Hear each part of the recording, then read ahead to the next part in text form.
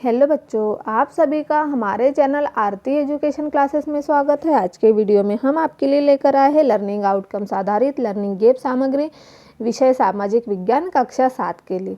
तो आइए बच्चों, हम देखते हैं विषय सामाजिक विज्ञान कक्षा 7 के लिए समग्र शिक्षा मध्य प्रदेश राज्य शिक्षा केंद्र भोपाल द्वारा जारी जो ब्रिज कोर्स की पुस्तिकाएँ हमें प्राप्त हुई है।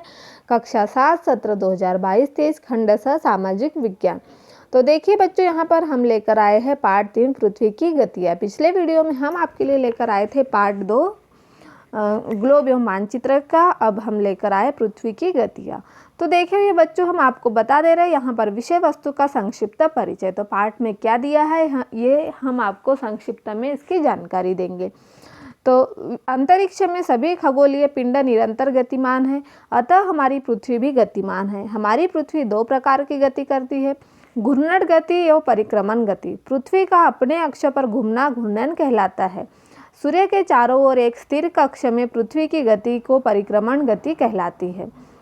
पृथ्वी सूर्य से प्रकाश प्राप्त करती है, इसीलिए एक समय में सिर्फ इसके आधे भाग पर ही सूर्य का प्रकाश पड़ता है। अतः सूर्य की ओर वाले भाग में दिन होता है, जबकि दूसरा भाग जो सूर्य से दूर पीछे वहाँ रात होती है। पृथ्वी अपने अक्ष पर एक पूरा चक्कर लगाने में लगभग 24 घंटे का समय लगाती है। पृथ्वी के इस तरह निरंतर घूमने से प्रत्येक स्थान पर क्रमशः दिन और रात होते रहते हैं। इसलिए पृथ्वी की इस गति को दैनिक गति भी कहते हैं। पृथ्वी की दूसरी गति जो सूर्य के चारों ओर कक्ष में होती है वह परिक्रमण गति कहलाती है। अपनी पृथ्वी कक्ष में एक ही दिशा में 23/1 अंश झुकी अवस्था में दीर्घ वृत्ताकार मार्ग पर सूर्य की परिक्रमा करती है। पृथ्वी यह परिक्रमा 365 दिन 6 घंटे में पूरी करती है। यह अवधि 1 वर्ष कहलाती है, अतः इस परिक्रमण गति को वार्षिक गति भी कहते हैं।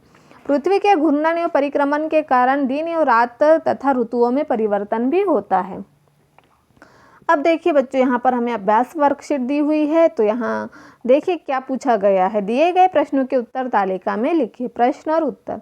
पृथ्वी को अपने अक्ष पर एक चक्कर पूरा करने में समय लगता है। कितना लगता है? 24 घंटे में पृथ्वी अपने अक्ष पर एक चक्कर पूर्ण करती है। पृथ्वी को सूर्य की एक परिक्रमा पूरी करने में समय लगता है 365 दिन 6 घंटे। पृथ्वी अपने अक्ष पर कितने अंश झुकी हुई है? 23.1/2 अंश झुकी हुई है। अब यहाँ गतिविधि दी हुई है। गति का प्रकार, गति का नाम और परिणाम। अक्ष पर घूमना, घूर्णन गति और परिणाम दिन एवं रात। सूर्य के चारों ओर परिक्रमण गति, ऋतु परिवर्तन, यह इसका परिणाम है।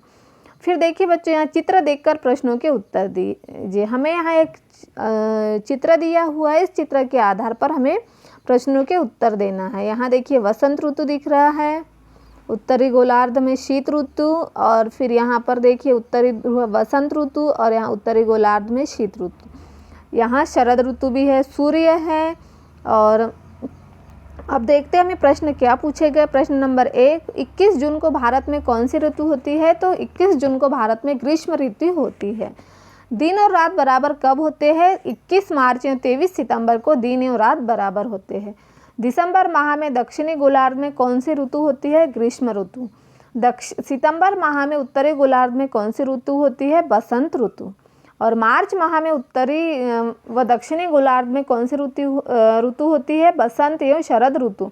देखिए यहाँ पर ऋतु के बारे में दिया हुआ है। इसी से देखकर हमें प्रश्नों के उत्तर लिखना था, जो कि हमने यहाँ पर आपको समझा कर लिखवा दी है बच्चों। इसे आप आपकी वर्कशीट में लिख लीजिए। उसके बाद हम देखते हैं प्रोजेक्ट कार्य। आवश्यक सामग्री, एक गेंद, एक टार्च लेना है हमें। जब हम गेंद पर टार्च की रोशनी डालते हैं तो गेंद का आधा भाग ही उजाले में रहता है, आधे भाग में अंधेरा रहता है। उजाले वाले भाग को हम दिन तथा अंधेरे वाले भाग को हम रात समझेंगे। जब हम गेंद को घुमाएंगे तो उजाले वाला भाग अंधेरे में और अंधेरे वाला भाग उजाले में आता जाएगा। ठीक इसी तरह पृथ्वी की गति के कारण दिन और रात होते हैं। स्व आकलन वर्कशीट। पृथ्वी पर दिन व रात की स्थिति किस कारण होती है? तो देखिए बच्चों, पृथ्वी पर दिन व रात की स्थिति घूर्णन गति के कारण होती है। पृथ्वी अपने कक्ष तल पर किसकी परिक्रमा करती है? तो पृथ्वी अपने कक्ष तल पर सूर्य की परिक्रमा करती है। यदि पृथ्वी गति न करती तो क्या होता? यदि पृथ्वी गति न करती तो पृथ्वी पर रात व दिन न होते।